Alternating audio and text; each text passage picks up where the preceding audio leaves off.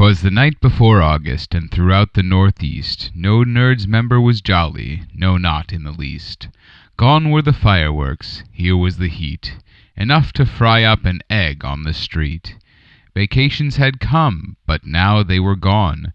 Now time for the dishes and mowing the lawn. When what in my podcasting feed should appear but a Dick Rogers fable with timing quite queer. In his studio, Coburn was doing his thing, but he'd started to question what that work would bring. He felt quite embarrassed, and that was the worst. Why am I shaking jingle bells on July 31st? It was time for a break, so he got in his car and drove over to Eleanor's office, the bar. He asked, "Do you think that we chose the wrong date? I feel like this is about 7 months late." Eleanor simply smiled as she sipped on a beer. It would surely not be what he wanted to hear. But the way it came out, it was almost a taunt. "It's Christmas in July. We can do what we want." And with that she downed what was left in her cup, and told Coburn that it was time to get up. They needed this episode posted today. He should get back to work and end this delay. He left, muttering under his breath this reply: "Merry Christmas to all, even if it's July."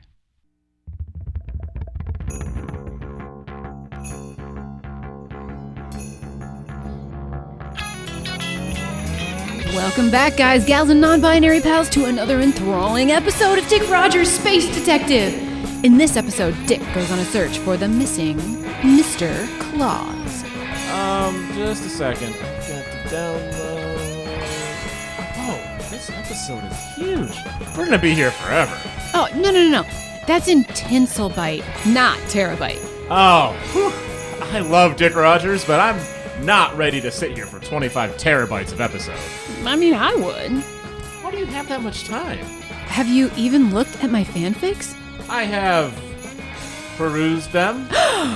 I put so much work into those, and you just... Hey guys, happy holidays! Oh, Merry Christmas, Evangeline. Happy, merry, whatever. Well, clearly I walked into something. Anyway, it's that time of year, so I invited the rest of the nerds to come listen to our holiday episode around the fire. Oh, great. I can get that going. And I'll help push the perusing trader in. What was that? Nothing. Oh, look, the gang's here. Yay! How's it going? Hey, come on in, guys. How's it going? Now that we're all here, let's get this show on a roll. You got it. Cue the episode. Welcome back, one and all, to Dick Rogers' Space Detective. This episode will have you gripping onto your sleds tightly as we wind and jump and probably have to climb up a hill while Dick tries to complete the world's most jolly missing persons case. That's right, this is Dick Rogers and the Disappearing Santa Claus. We enter on Dick's empty office. Ah, dang it. I better head in and grab that. Hello? Oh, hey, Chief. I was just outside having a snowball fight with the abominable snowman. Have you ever been pelted by a snowball half your size? I might have a broken rib. Oh, right. Sorry. What's the case?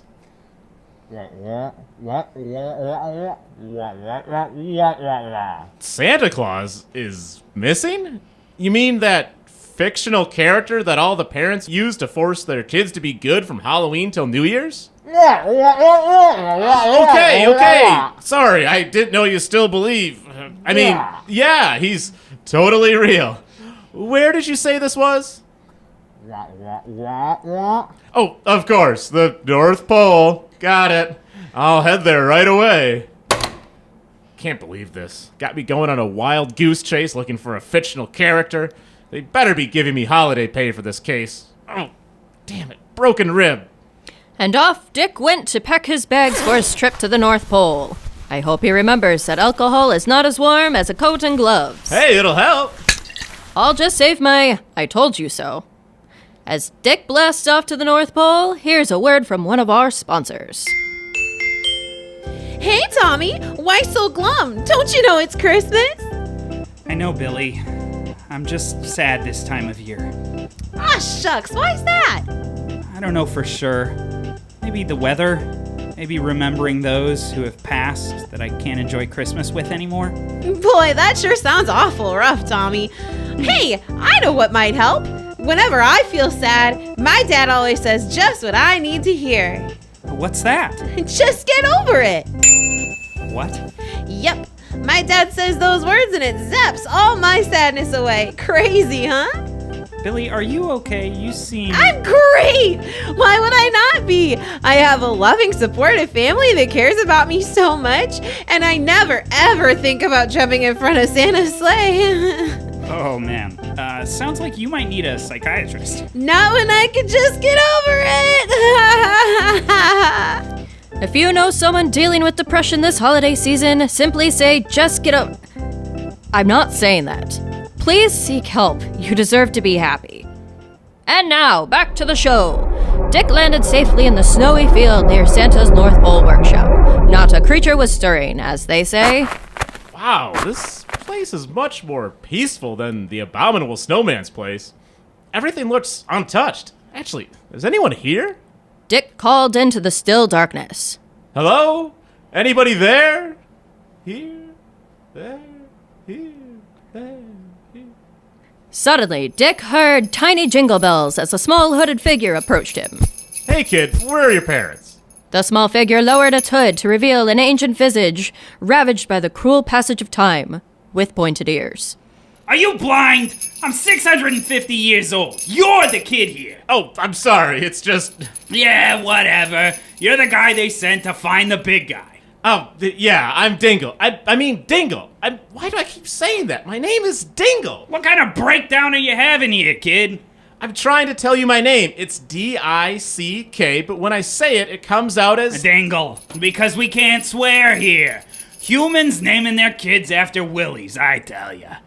My name's Jingles. And you're making fun of my name?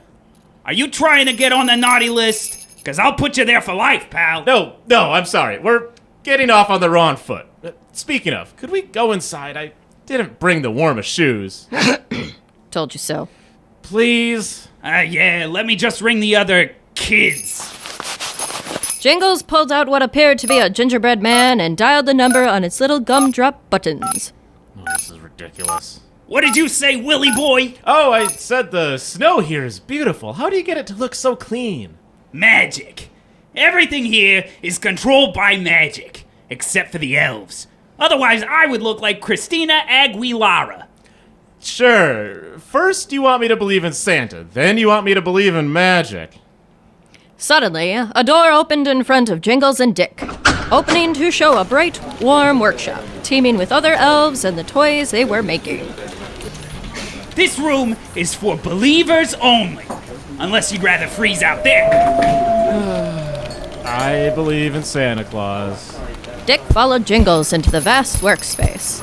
As he peered around, he noticed that the room was just as sparkling and magical as the outside, full of constant, pleasant Christmas music and flowing barrels of hot chocolate. Who controls the magic, if that's what this is? Santa does? Butterfinger brain? What did you just call me? Never mind. If Santa is missing, how is the magic still working? Just because he's gone doesn't mean the magic leaves too. Actually, that's how we know he's still alive. If he were dead, the magic would die too. Oh, that's horrible. Another slightly smaller elf joined Jingles and Dick. Hey, Jingles, the influencers are fluffing it all up again. They've been posting videos of those ding-ding robot arms all over the fluffing socials, and now they're the most requested gift of the year. Ugh, not the robot arms again. I thought we had put out enough warnings from the influencers about those. What the fluff is an influencer? Exactly what it sounds like. They make things less popular. You got coal in that brain or what? It's fluffing ridiculous. You just know those teen boys are going to use them for, well, technically it's still grabbing something, but that's not the intended thing to grab. We're gonna get fluffing sued. It's the old people again, isn't it? I don't know why they can't just use a ding-ding grabber like we put out years ago. Why does everything have to be fluffing technologically advanced now? You better watch that mouth, Trixie. You'll be back on reindeer duty faster than that robot arm can... well, you know. Fluff that! I'm not picking up that shingle again. A long tube appeared and sucked Trixie inside, her tiny little voice screaming elf obscenities. I tried to warn her. So many questions. No time! We gotta see Rudolph. The reindeer? You do believe in those, right? I don't know what to believe anymore. This whole place is crazy.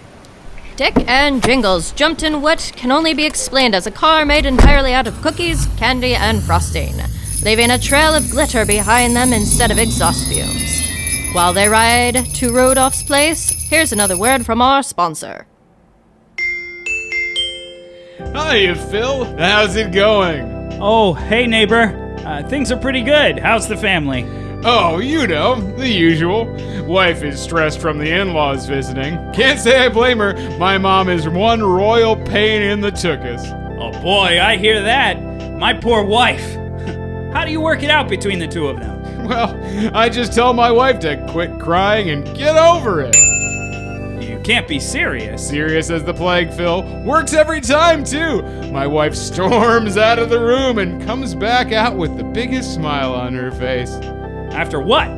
Punching a pillow, pretending it's your face? No way she does that. I think sometimes she uses a calming spray. It smells a lot like a skunk, but most of the time my words are enough. Heck, I even remind her that some people have it worse. Have you considered therapy? Therapy is for people with real problems. We just aren't that kind of family, Phil. Well, I'm off to hug my dad and let him know I love him. Is your wife having difficulty with your family? Try quit crying and... No, this one is worse than the first. Who is paying for these ads? Anyway, back to the action. Dick and Jingles arrived at the reindeer barn, where they began their descent into what appeared to be a dungeon. The fluff do you guys have a dungeon for? Adults get toys too, you know. You can't be serious. Just read the sign, Dingle. Jingles and Dick descended to the end of the stairway, where a sign over the door read, Rudolph's dark room, abandon all jolliness, ye who enter here? Yeah. Once he realized red lights were used for photography, he built himself this little dark room, playing his emo death Christmas carols, which just made it easier for all the other reindeer to laugh and call him names behind his back. Wow. Okay, why are we here? I figured he might have a photo to point you in the right direction. I thought detectives were smart. And I thought elves were sweet. Oh, you want sweet? I may be small, but my candy cane is legendary around here. I get the feeling you aren't talking about a real candy cane. Glad you got something, finally. Jingles knocked on the door. It opened to reveal a scrawny reindeer with a burning red nose. Jingles, what the fluff do you want? This here is Dingle. He's looking for Santa. That's not my real name. I suppose you want my help? You owe me after that time I suggested you lead in the fall. One of these days, that excuse isn't gonna work. Dick began to wander around the room, looking at all the film. That negative there, is that a reindeer stomping on an old woman? Basically, Blitzen got too blitzed and ran over somebody's grandmother. I kept that one for blackmail. Blitz is the biggest apple of the bunch. Ah, here they are. Rudolph handed Dick some photos depicting jolly old Saint Nick himself, talking with a small girl in a green sash, wearing a mask. Looks like a Girl Scout? A what? A Girl Scout. They do things for nature and all that girl power bull shingle. Biggest thing they're known for is selling cookies. Jingles and Rudolph exchanged a look. What? I thought he quit the cookies after that last intervention. He must have relapsed. Man, I hope this doesn't get back to Mrs. Claus. Oh, I bet I know where he's hiding.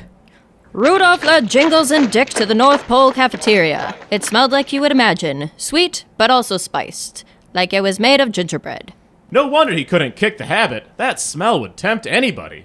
The kitchen usually smells like rum ham. That's the smell of someone who's high on cookies. The smell is stronger this way. Rudolph walked towards the pantry, Dick and Jingles at his hooves. They heard a pounding and a rustling. Dick pulled his blaster and kicked open the door, ready to shoot. Behind the door sat a fat, round man with bloodshot eyes and a chocolate-covered beard. Whoa, hey, what's with the blaster, man? Boss? How long have you been in here? I don't know, some girl asked for a pony, and I was like, yeah, small child, here you go. And then she just threw cookies at me. Your file said you've been missing for at least 4 days. No, you got it all wrong, man. I kicked the habit. This is, gravy on my beard here. As Santa rose from the floor, boxes on boxes of empty Thin Mints cascaded around him. Oh, boss, what the fluff? You gotta lay off the crumbs. This is embarrassing. I can't believe we lost you this time. Dingle, let's just consider this case closed, and let's not tell your gift buddies about it, okay? I could probably keep my mouth shut. For a price. What's your price? Oh, let me guess. An adult party in our real dungeon? I don't even want to know what goes on in there. No, I was thinking more of a lifetime supply of whiskey. I need to drink this nightmare away. Only thing we got is maple syrup. That will ferment. Good enough for me. Jingles and Dick shook on the deal, and Dick headed back to his spaceship. But before his journey back to Earth, he decided to radio the chief.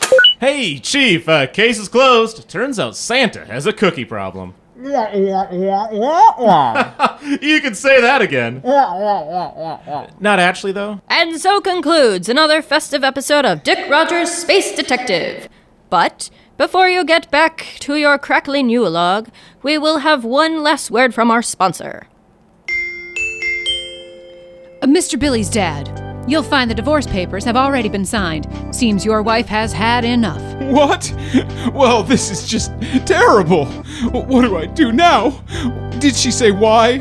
She stated, and I quote, "There's just too many problems and I don't know how to fix them." I thought we were so happy. I can't possibly think of any problems. How could she do this to our family? Poor little Billy is going to be devastated. I'm gonna get medicated! You know, I heard a jingle not long ago. It said to try to just get over it. I don't use it much, but it does do the trick sometimes. I see it now. It's me. I'm the problem. I don't understand what you're mumbling about, but it sounds like I helped. Happy holidays to all! Well, that was enlightening. You know, the first troop to bake and sell Girl Scout cookies was the Mistletoe Troop in 1917. That ties in really well. I wonder why that wasn't mentioned in the episode.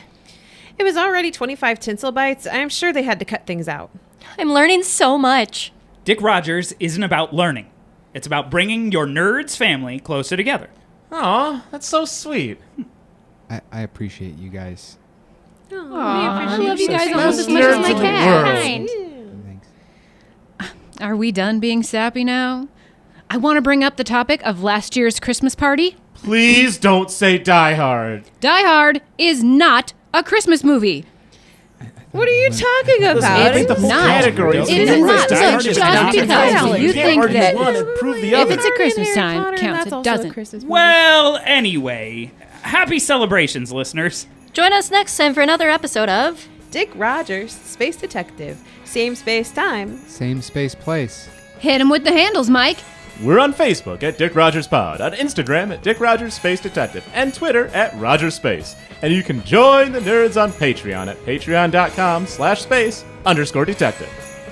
This episode's nerds are Angela Ventris as Eleanor, Rudolph, and Lawyer, Michael Storm as Mike Nutley and Dick Rogers, Jacob Herman as Jingles, Tommy, Phil, and Philip, Andrea Lang as narrator and Charlotte, Nicholas Johnson as Chief, Billy's dad, Santa, and Coburn Washington, and Brittany Stone as Evangeline, Trixie, and Billy. Dick Rogers and the Disappearing Santa Claus was written by Brittany Stone. Music by Nicholas Johnson, sound design by Michael Storm, and audio editing by Nicholas Johnson.